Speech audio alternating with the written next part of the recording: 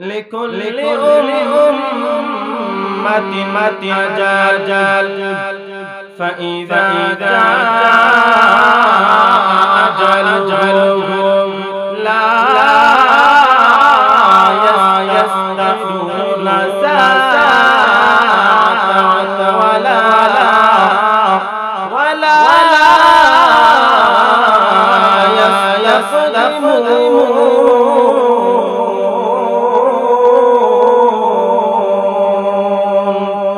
লিকুল্লি উম্মাতিন আজাল, প্রত্যেক উম্মতের জন্য রয়েছে নির্ধারিত সময়। ফাইযা জাআ আজালুহুম, যখন সেই নির্ধারিত সময় চলে আসবে, লা ইস্তাখিরুনা সাআতান ওয়া লা ইস্তাকদিমুন, এক মুহূর্ত সময় কোনো ব্যক্তি আগ পিছ করতে পারবে না।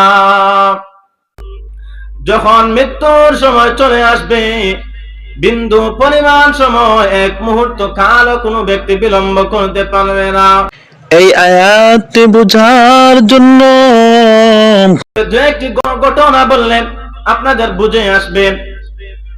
আল্লাহর নবী সুলাইমান আলাইহিস সালাতু ওয়াস সালাম এর সামনে উনার এক উম্মত বসে আছে, উনার নসিহত শুনতেছে। যখন সুলাইমান আলাইহিস সালাতু ওয়াস সালামের বয়ান শেষ হলো, ওই ব্যক্তি চলে গেল। কিছু সময় যেতে না যেতে ওই ব্যক্তি দৌড়ে আসলো সুলাইমান আলাইহিস সালাতু ওয়াস সালামের দরবারে। ভয় পেয়ে ভীত সন্ত্রস্ত অবস্থায় যখন সুলাইমান আলাইহিস সালাতু ওয়াস সালামের সামনে এসে উপস্থিত হলো, সুলাইমান আলাইহিস সালাতু ওয়াস সালাম জিজ্ঞাসা করলেন, তোমরা একটু আগে আমার মজলিস থেকে উঠে গেলা, এখন আবার ভীত সন্ত্রস্ত অবস্থায় তুমি আমার মজলিসে দৌড়াইয়া আসলা, বিষয় কি, কারণ কি, ঘটনা কি? ওই ব্যক্তি বলে, ওগো আল্লাহর নবী সুলাইমান, আমি যখন আপনার মজলিস থেকে যেতে লাগলাম, প্রতিমধ্যে আমার সাথে আজরাইলের দেখা।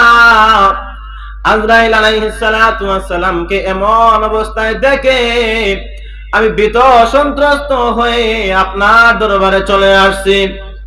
আপনি বাতাসকে অর্ডার করুন যাতে ওই বাতাস আমাকে বর্তমান স্থান থেকে সরিয়ে যেন রামনাথ মন্দিরের পাশে নিয়ে যায়। তো যখন ওই ব্যক্তি সুলাইমান আলাইহিস সালাতু ওয়াস সালামের কাছে আবদার জানালো, সুলাইমান আলাইহিস সালাতু ওয়াস সালাম বাতাসকে অর্ডার করলেন, ওরে বাতাস যাও যাও, ওই ব্যক্তিকে নিয়ে রামনাথ মন্দিরের পাশে দিয়ে আসো। মুহূর্তের মধ্যে ওই ব্যক্তিকে বাতাস রামনাথ মন্দিরের পাশে নিয়ে গেল। যখন রামনাথ মন্দিরের পাশে গেল, সেখানে আজরাইল হাজির হয়ে ওই ব্যক্তির জান কবজ করে নিল। আসার পথে সুলাইমান আলাইহিস সালাতু ওয়াস সালামের সাথে সাক্ষাৎ। সুলাইমান আলাইহিস সালাতু ওয়াস সালাম আজরাইলকে জিজ্ঞাসা করলেন, তুমি আমার উম্মতকে ভয় দেখাইলা কেন? আজরাইল আলাইহিস সালাতু ওয়াস সালাম বলেন, ওগো আল্লাহর পয়গম্বর, আমি আপনার ওই উম্মতকে আপনার দরবার থেকে বাহির হইতে দেখা একটু চিন্তিত হয়ে গেলাম। কারণ কি? কারণ আল্লাহ পাক রব্বুল আলামিন আমাকে অর্ডার করেছেন একটু পরেই রামনাথ মন্দিরের পাশ থেকে ওই ব্যক্তিকে আমি জান কবজ করব। কিন্তু আপনার রাজ্য থেকে তো রামনাথ মন্দির অনেক দূরে, কিন্তু এই ব্যক্তি তো আপনার রাজ্যের মধ্যে বসবাস করতেছেন। এই অবস্থায় দেখে আমি একটু চিন্তিত হয়ে গেলাম। এই আর মাত্র একটুখানি সময় রয়েছে, এই একটু সময়ের মধ্যে এত জায়গা পাড়ি দিয়ে ওই ব্যক্তি কিভাবে রামনাথ মন্দিরের পাশে যাইবে? এই চিন্তা করে যখন আমি আসতেছিলাম, ওই ব্যক্তি আমাকে দেখে আপনার দরবারে চলে আসে। আর আমি ওই ব্যক্তি যখন আপনার দরবারে চলে আসেন, আর আমি আমার ওই রামনাথ মন্দিরের উদ্দেশ্যে চলে যাই, গিয়ে দেখি আমার আগে ওই ব্যক্তি রামনাথ মন্দিরের পাশে উপস্থিত। এবং আমি রামনাথ মন্দিরের পাশ থেকে তার জান কবজ করে নিয়েছি।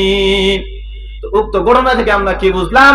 উক্ত ঘটনা থেকে আমরা বুঝলাম যার মৃত্যু যেখানে যখন নির্ধারিত, তার মৃত্যু তখন সেই স্থানে নির্ধারিত সময়ের মধ্যে নির্ধারিত স্থানে অনুষ্ঠিত হবে।